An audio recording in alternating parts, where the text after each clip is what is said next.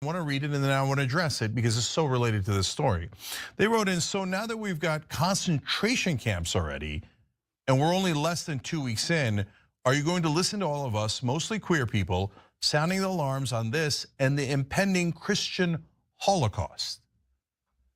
No. What's going on, you guys? Today we have Ana Kasparian and Cenk Uygur again going after Francesca Fiorentini. Francesca Fiorentini, she made a few remarks calling out TYT, and Cenk Uygur and Ana Kasparian did not like that. Let's get into it.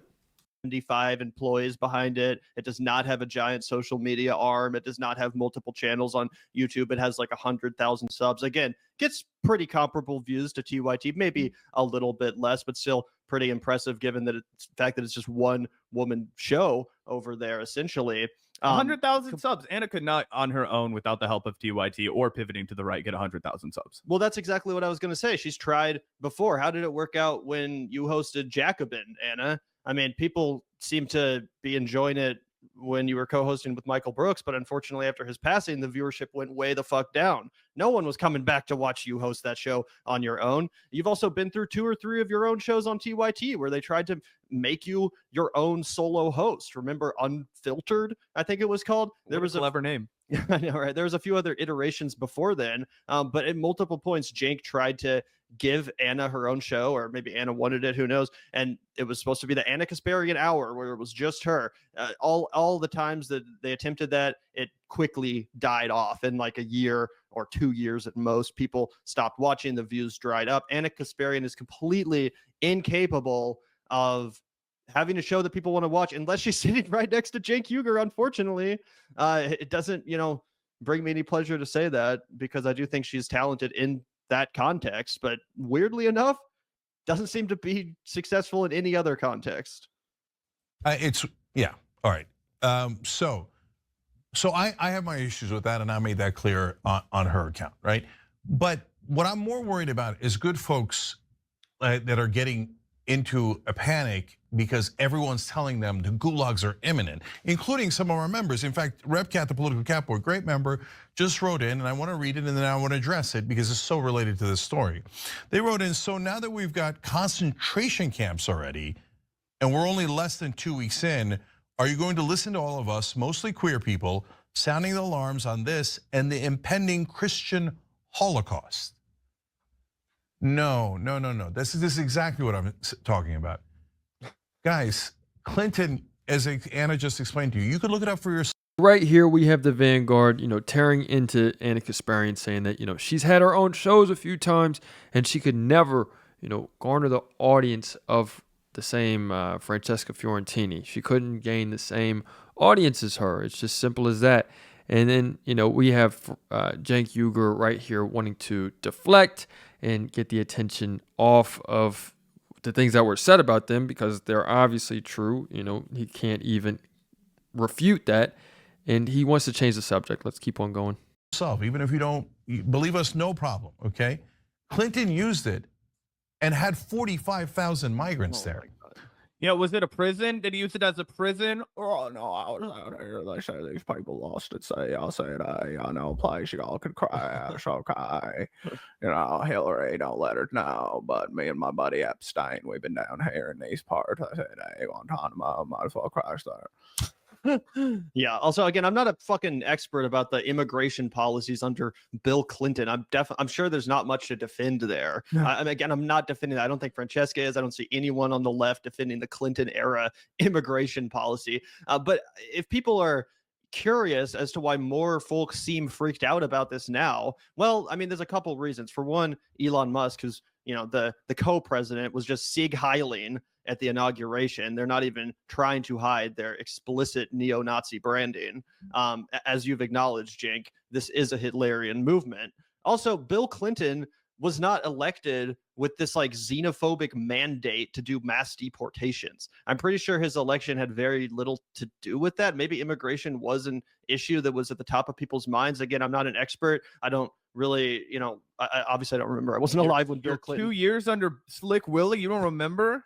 Yeah, exactly. Convenient. Zach and I were technically both born under Clinton, but we don't remember any of his administration. That's for sure. Either way, you know what I'm saying? Like, Bill Clinton's main thing was not mass deportations. People didn't elect him based off of the xenophobic scapegoat that Trump has 100% used in a very Hitlerian way to make himself and his movement more popular. So I think if people are more freaked out about it now, it's because it seems like there's this xenophobia in the air. It seems like there's this real clamoring from a lot of the American people to get on board with this program of extermination and deportation. Oh, 100%. And the broader point, and I think it's one that was compounded by Francesca. I don't know if she saw this clip or if she was just responding to this, in a different context, or this kind of sentiment. But she's. So here we have again the Vanguard, calling out TYT, Cenk Uygur, and Ana Kasparian, specifically Cenk Uygur on this one, who wants to draw comparisons to Bill Clinton, and it's not that it's not about, oh, we had someone do it before in the past. It's not a good thing to do, period. We shouldn't say, oh, well, yeah, Trump is doing this and it's not good, but Bill Clinton used to do it too. Well, Bill Clinton used to get his dick sucked in the office.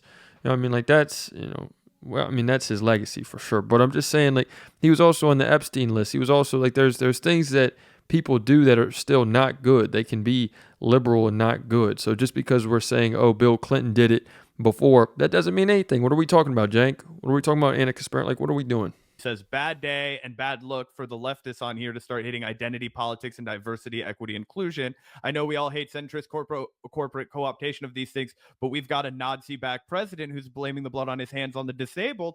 And on top of that, you have we haven't even gotten into it, Gavin, the FAA report, Donald Trump blaming that on, people who have disabilities, talking about how the FAA is hiring too many people who, aren't qualified. Meanwhile, they used the exact same language during his first presidency. So it's not any kind of substantive or legitimate critique, even if it were to be a vile and malicious and evil substantive critique. What it's really doing is it's just creating doubt across all kinds of minority groups, all marginalized people. And what does that do? It creates fear. Right? It creates fear. It creates uncertainty. It makes people feel like they're vulnerable. It makes people feel like nobody has their back. They don't have a community. Oh, what's going to happen to me? I'm trans.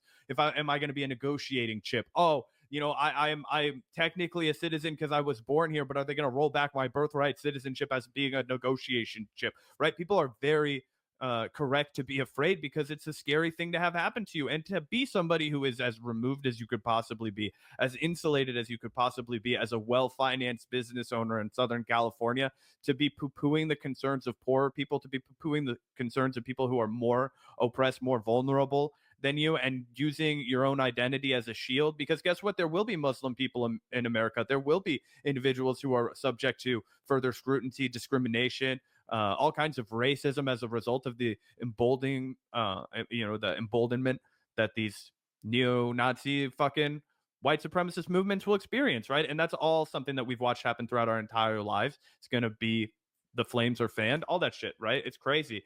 And Gavin, I don't even know if you saw this tweet from Cenk, but just to round out my point on the FAA, you saw him running cover for fucking Donald Trump again over here. You've got the plane crash in DC very likely had nothing to do with DEI. That's what every Republican is saying now because they found out he's a white guy, right? They were both. Make sure you guys like and subscribe for more content like this. Two guys that flew those damn planes were white brothers. Okay, I'm just telling you.